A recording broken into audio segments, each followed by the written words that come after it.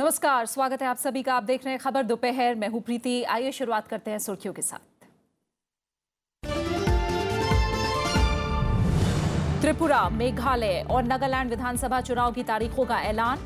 त्रिपुरा में 18 फरवरी को, मेघालय और नागालैंड में 27 फरवरी को मतदान। तीनों राज्यों में 3 मार्च को मतगणना। परमाणु क्षमता से लैस अंतर महाद्वीपीय मिसाइल अग्नि 5 का सफल परीक्षण। ओडिशा तट से दूर व्हीलर द्वीप से किया गया टेस्ट। 5000 किलोमीटर से ज्यादा दूरी तक मारक क्षमता।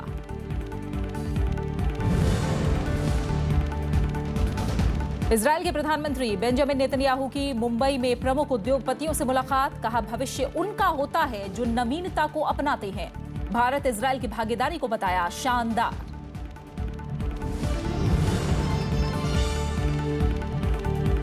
जीएसटी काउंसिल की बैठक जारी। राजस्व बढ़ाने के उपायों और रिटर्न दाखिल करने के नियम आसान बनाने के उपायों पर विचार। कई वस्तुओं और सेवाओं पर टैक्स दर घटाए जाने की उम्मीद।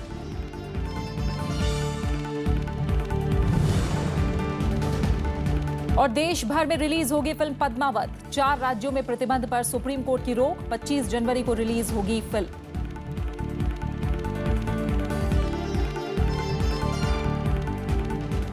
चुनाव आयोग ने त्रिपुरा, मेघालय और नागालैंड के विधानसभा चुनाव की तारीखों का ऐलान कर दिया है। मुख्य चुनाव आयुक्त अचल कुमार ज्योति ने आज एक प्रेस कॉन्फ्रेंस करके इसकी जानकारी दी। 3 राज्यों में 2 चरणों में मतदान होगा। त्रिपुरा विधानसभा चुनाव के लिए अधिसूचना 24 जनवरी को जारी होगी। नामांकन दाखिल करने की आखिरी तारीख 31 जनवरी है।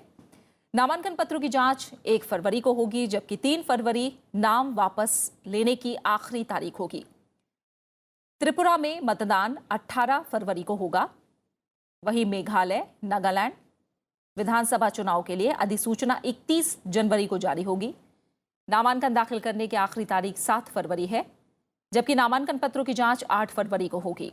नाम वापसी की आखिरी तारीख 12 फरवरी होगी। मेघालय, नागालैंड में मतदान 27 फरवरी को होगा। तीनों राज्यों के चुनावी नतीजों का ऐलान 3 मार्च को होगा। इसके साथ ही तीनों राज्यों में आचार संहिता लागू हो गई है। तीनों राज्यों में चुनाव के लिए वीवीपैट का इस्तेमाल होगा। चुनाव आयोग के मुताबिक हर विधानसभा सीट के एक पोलिंग स्टेशन पर वीवीपैट से वोटिंग होगी और स्लिप की काउंटिंग की जाएगी।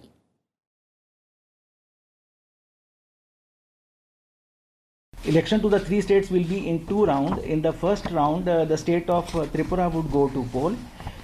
The date of issue of gazette notification would be 24th January, Wednesday. The last date of nominations would be 31st January 18, that is Wednesday. Scrutiny of nominations would be on 1st February 18, Thursday. And last date for withdrawal of candidatures would be 3rd February, that is Saturday. Finally, the date of polling would be 18th February 2018, which is a Sunday. And the counting of the 18th February 2000 Tripura. And now coming to the other 2 states, Meghalaya and Nagaland. Should I repeat?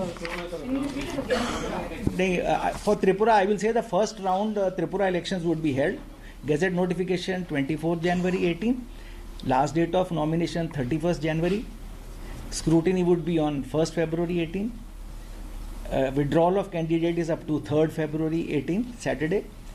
And date of polling would be 18th February 2018. Now coming to the second round of elections, it would be covering Meghalaya and Nagaland. Gazette notification would be issued on 31st January, that is Wednesday.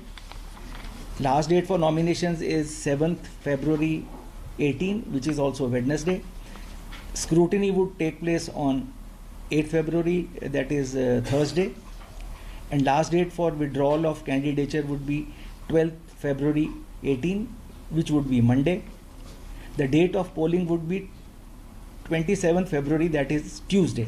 As far as counting is concerned, the counting would be conducted in all the 3 states on the same day, that is 3rd March 2018, which is Saturday. 3rd March for all the 3 states. And the date before which election would be completed would be 5th March 2018. और अब Israeli प्रधानमंत्री के भारत दौरे से जुड़ी अहम खबरें। Israel के प्रधानमंत्री बेंजामिन नेतन्याहू आज मुंबई के दौरे पर हैं। नेतन्याहू ने आज सुबह मुंबई में उद्योगपतियों और भारतीय सीईओ के साथ मुलाकात की। इस दौरान उन्होंने कहा कि भविष्य उनका होता है जो नवीनता को अपनाते हैं। भारत और इजरायल की भागीदारी करिश्मे कर रही है। उन्होंने कहा कि प्रधानमंत्री नरेंद्र मोदी के साथ व्यक्तिगत तौर पर मेरी अच्छी दोस्ती है। इस बैठक में भारत इजरायल सरकार के प्रतिनिधियों के अलावा अजय पीरामल, राहुल बजाज, आदि गोदरेज, हर्ष गोयनका, आनंद महिंद्रा, दिलीप संघवी, अशोक हिंदुजा, अतुल पुंज और चंदा कोचर शामिल थीं।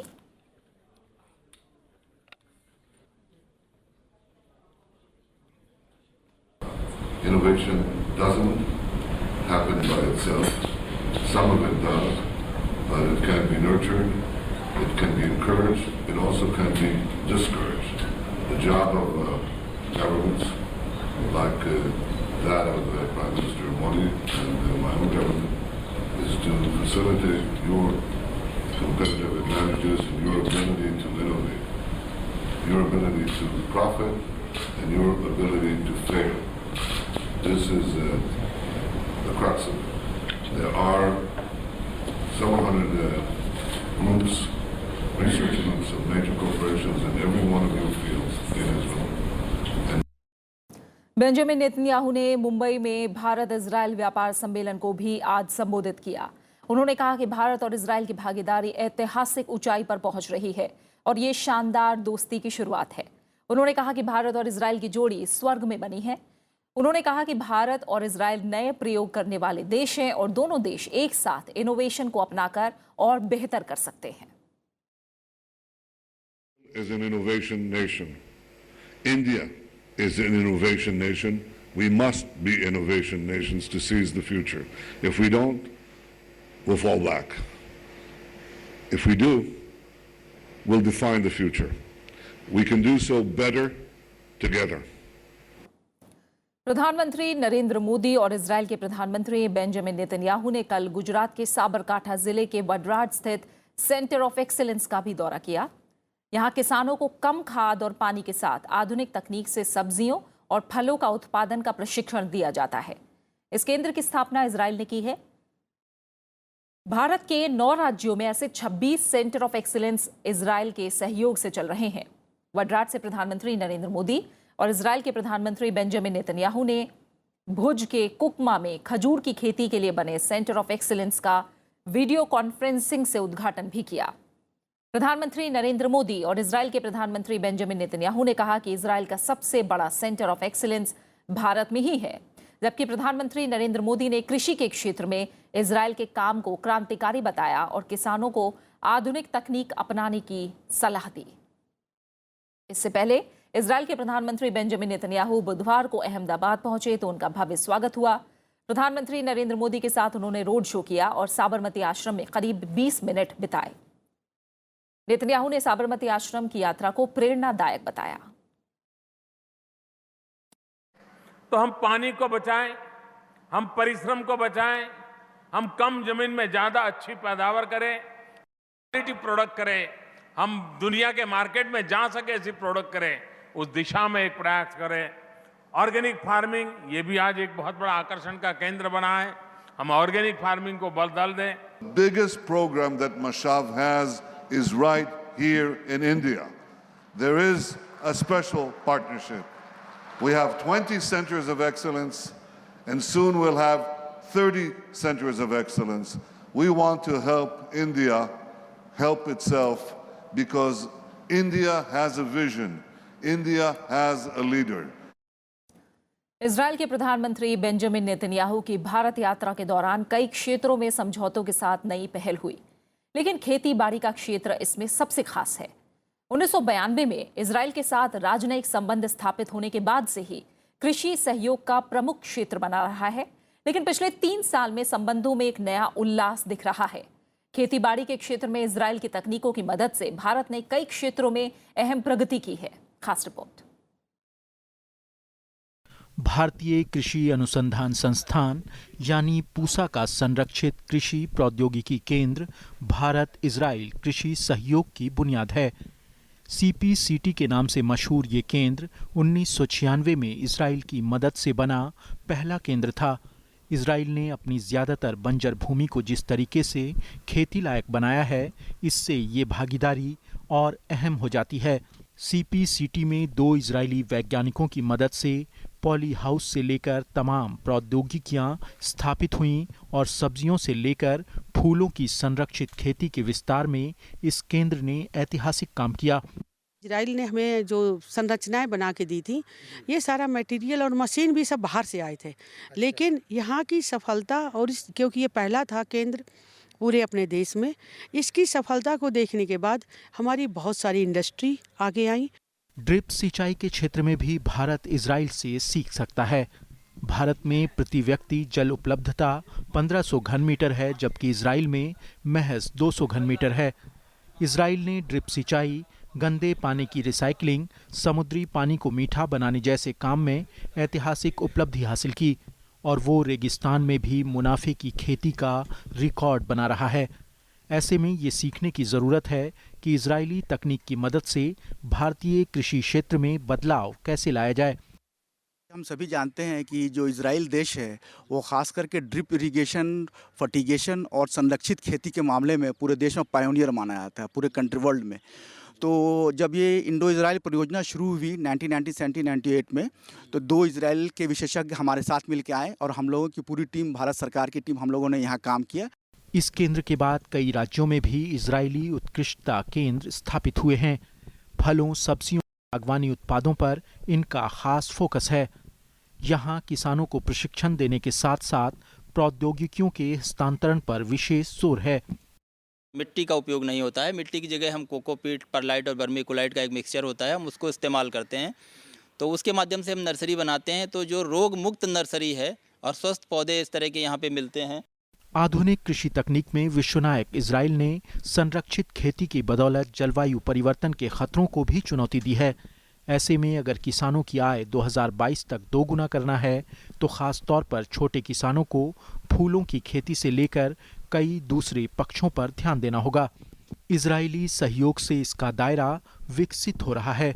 ऐसे विभागीय एक्सपर्टों के हैं जिनके माध्यम से हमने जो पूरे देश के लगभग 250 जो विभाग हैं उनको विशेषज्ञों को प्रशिक्षित किया है और लगभग जो किसान हैं 20,000 से ज़्यादा किसानों को प्रशिक्षित किया है। वैसे तो कई देशों के साथ भारत का कृषि सहयोग जारी है, लेकिन इजरायली तकनीकों ने कश्मीर से कन्याकुमारी तक अलग छाप छोड़ी है। इस वक्त केंद्र सरकार के प्रस्तावित 26 कृषि उत्कृष्टता केंद्रों में से 15 इजराइल की मदद से विकसित हो रहे हैं। कैमरामैन राज ठाकुर के साथ अरविंद कुमार सिंह, राज्यसभा टीवी, दिल्ली। कुछ और अहम खबरें। जम्मू कश्मीर में आतंकियों को धन मुहैया कराने के मामले में NIA ने 12 लोगों के खिलाफ आज चार्जशीट दाखिल की है। इन लोगों में लश्कर ए तैयबा के प्रमुख आतंकी हाफिज सईद और हिजबुल मुजाहिदीन प्रमुख सैयद सलाउद्दीन का नाम भी शामिल है। इस मामले में शामिल 10 लोगों की न्यायिक हिरासत आज खत्म हो रही है। NIA अधिकारियों के मुताबिक जांच के दौरान उन्होंने पर्याप्त सामग्री और तकनीकी सबूत इकट्ठा किए हैं। इस दौरान 60 जगहों पर छापे मारे गए। 6 महीने तक इस मामले की जांच के बाद जांच एजेंसी ने ये चार्जशीट दाखिल की है। पाकिस्तान ने एक बार फिर अंतर्राष्ट्रीय सीमा सीज फायर का उल्लंघन करते हुए गोलीबारी की। जम्मू के RSपुरा सेक्टर में पाकिस्तान की ओर से फायरिंग में सीमा सुरक्षा बल का एक जवान शहीद हो गया। भारत की ओर से इसका माकूल जवाब दिया गया। अमेरिका ने कहा है कि संयुक्त राष्ट्र सुरक्षा परिषद को पाकिस्तान पर रवैये में बदलाव लाने के लिए दबाव बढ़ाना चाहिए।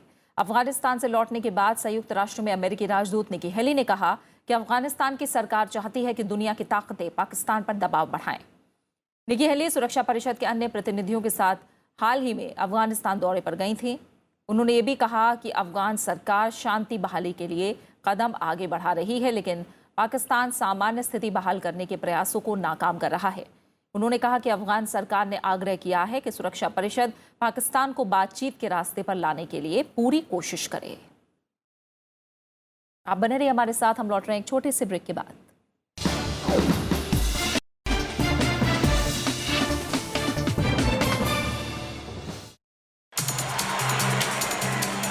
बाल के पीछे मैं नहीं जाता था, बाल मेरे पास खुद आता था। चांदनी रात में खेलते खेलते उनका नाम भी ध्यान सिंह से ध्यानचंद होता चला गया।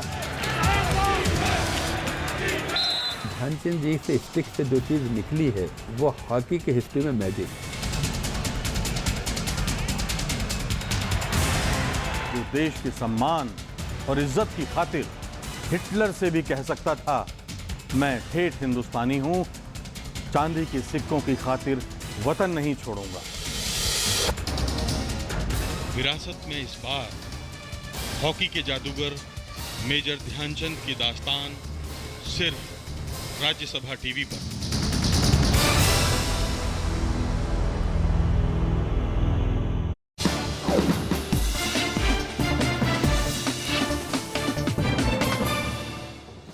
रक्षा क्षेत्र में भारत ने एक और बड़ी उपलब्धि हासिल कर ली है।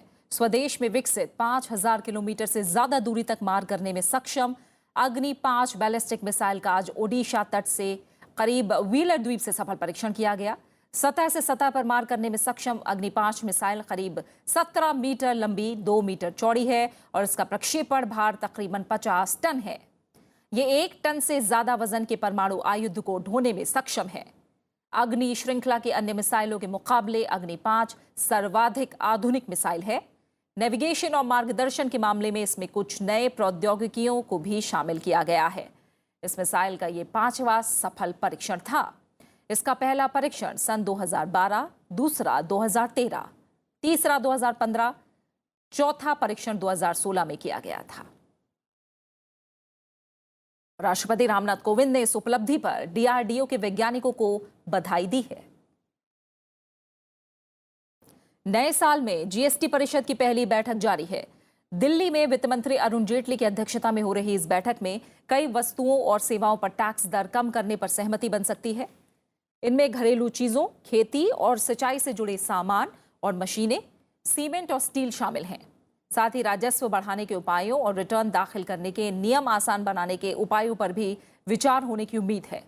बैठक में 1 फरवरी से लागू होने जा रहे ई-वे बिल के लिए जीएसटी नेटवर्क की तैयारियों का जायजा भी लिया जाएगा। इससे पहले जीएसटी प्रणाली को लागू करने में सूचना प्रौद्योगिकी से जुड़ी समस्याओं पर गौर कर रहे मंत्रियों के समूह की कल बेंगलुरु में बैठक हुई। समूह के प्रमुख बिहार के उप मुख्यमंत्री सुशील मोदी ने बताया कि पिछले कुछ महीनों में राजस्व में कमी आना चिंता की बात है। उन्होंने उम्मीद जताई कि ई-वे बिल लागू होने के बाद आमदनी में सुधार आएगा। सुप्रीम कोर्ट ने संजय लीला भंसाली की फिल्म पद्मावत देश भर में रिलीज करने की अनुमति दे दी है। सुप्रीम कोर्ट ने 4 राज्यों राजस्थान, हरियाणा, गुजरात और मध्य प्रदेश की उस अधिसूचना और आदेश पर रोक लगा दी है जिसके मुताबिक इन राज्यों में फिल्म की रिलीज पर बैन लगा दिया गया था। सुप्रीम कोर्ट ने कहा है कि सेंसर बोर्ड से फिल्म को सर्टिफिकेट मिलने के बाद कोई राज्य सरकार फिल्म की रिलीज पर रोक नहीं लगा सकती है। बुधवार को फिल्म पर प्रतिबंध को चुनौती देने वाली याचिका पर सुनवाई के लिए सुप्रीम कोर्ट सहमत हो गया था। फिल्म 25 जनवरी को रिलीज होगी। और इसी पर बात करेंगे अपने संवाददाता रविंद्र सिंह चौरान से। रविंद्र, राहत की बात है फिल्म से जुड़े लोगों के लिए और पूरे देश में सभी राज्यों में फिल्म अब रिलीज हो सकेगी। किस तरह की दलीलें दी गई?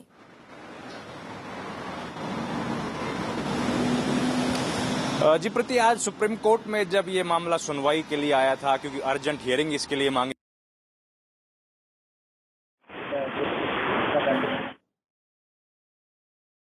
जो जिन्होंने याचिका दाखिल की थी उनके तरफ से पेश हुए वरिष्ठ अधिवक्ता हरीश साल्वे और मुकुल रोहतगी की तरफ से कहा गया कि इस तरह के का जो नोटिफिकेशन है जो फिल्म को एक ब्लैंकेट बैन पूरे राज्य में करता है वो गलत है और वो असंवैधानिक है, क्योंकि जिस तरह का हमारा फेडरल स्ट्रक्चर यानी कि संघीय ढांचा है उसमें अगर केंद्र सरकार की तरफ से बनाई गई या कानून के तहत संसद के कानून के बाद central board of film certification का जो संस्था बनाई गई है उसने तमाम पहलुओं पर गौर करने के बाद फिल्म को मंजूरी दी है, इतिहासकारों से बात करने के बाद उसके अलग अलग पहलू को देखा है।